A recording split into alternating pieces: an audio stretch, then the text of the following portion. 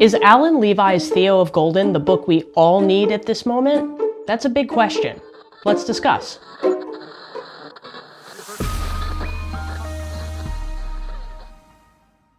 Hi, I'm Amanda, and this is Spineless Books, your one-stop spoiler-free shop for all things audiobook. If you haven't heard of Theo of Golden by Allen Levi, you are literally living under a rock. This book has taken the internet and the reading community by storm, and it takes on big themes like spirituality and hope and human goodness. As the book begins, we meet Theo, who is an elderly gentleman originally from Portugal, who arrives in the town of Golden rather mysteriously and suddenly. He is very taken with the town, and he knows he's going to be staying there for some time. He visits the local hotspot for coffee, a place called The Chalice, and he's very struck by the fact that in The Chalice, there are portraits on the wall of community members, and they are beautifully drawn. All pencil and charcoal and black and white portraits that just take his breath away. So he makes it his mission to buy a portrait and then gift it to the woman the portrait is of. And that sparks sort of a revolution because he begins to do this for each and every portrait.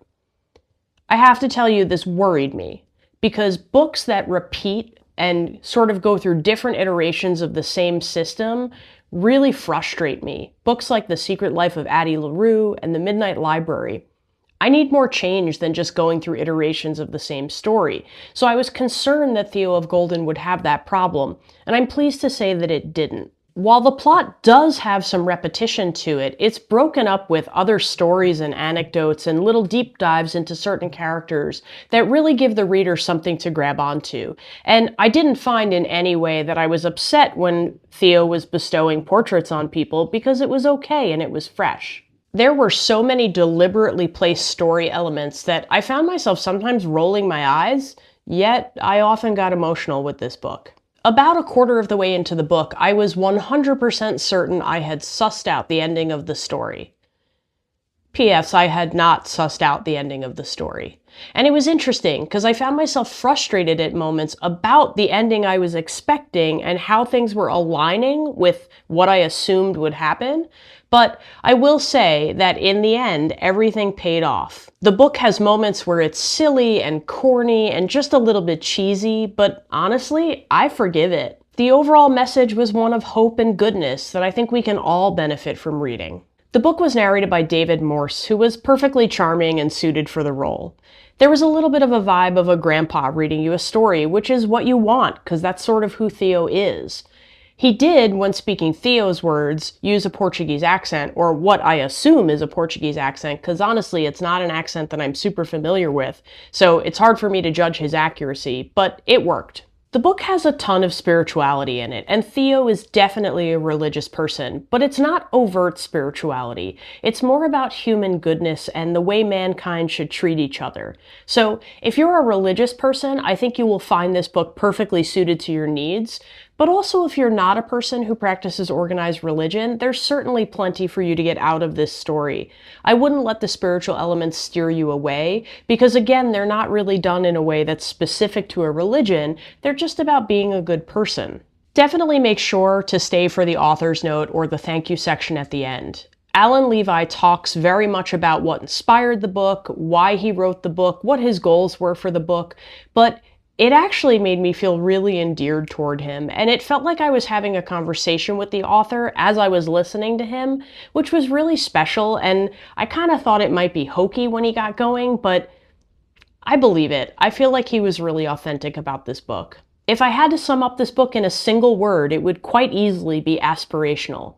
Theo is a man who has an unbelievable heart, and yes, he's made some mistakes in his life, but what you witness in this story is just really touching. And like Allen Levi says in his little exit interview in the book, we all have a little Theo in us, and I think the more Theo we can tap into, the better. I gave the book overall 4.5 stars. It wasn't perfect, it wasn't overly sophisticated, but even in the moments when I was frustrated because I thought I knew where it was going, it worked. And it held me in there, and it got me in the end, and congratulations to Allen Levi on a spectacular debut. If you need a book that will be a little bit of a pick-me-up, whether it's about today's times or just in general, I think this is a great one to read. I will also say that I think this is the kind of book that I can revisit in 5 or 10 years' time, and as I will be a person who has grown and changed, I will get something different out of this. And I really look forward to that, because I know that will hold true. Let me know in the comments if you've read this one. I really hope people enjoy this book as much as I have, but remember, you might love what I hate and hate what I love, so make your own opinion, but thanks for listening to mine. And this week I want to give a really special shout out. I had an amazing thing happen walking out of a Costco recently where I ran into someone who follows my channel and actually recognized me, and honestly, that's never happened before. So shout out to Virginia, who was a stranger and is definitely now a book friend. Thank you so much for your support and your incredible enthusiasm. It was such a pleasure to meet you.